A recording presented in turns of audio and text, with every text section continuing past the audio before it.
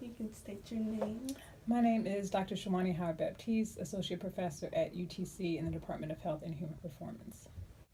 Part of, I think, wage inequality is at a younger age, particularly high school students, college students, is knowing your worth and your value.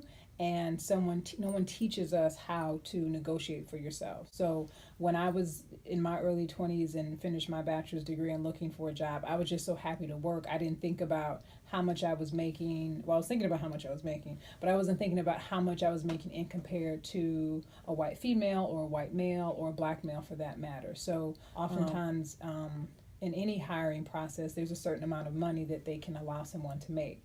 Sometimes people start at the very, very low end of that spectrum. There aren't a whole lot of jobs where they say this is the exact dollar amount and we can't go a penny over.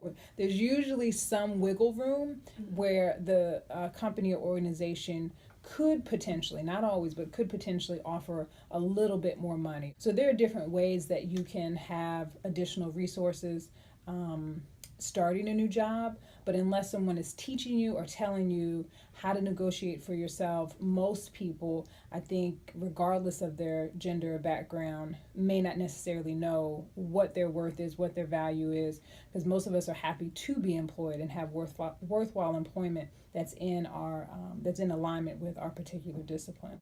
So if we think, now I know the difference, but I'm also 40, and so being in the workforce for almost 20 years now as a professional has taught me a lot of different things. So when you see other people who are younger who have that particular skill set, it wants me to make sure that the next generation of young people have access to that information.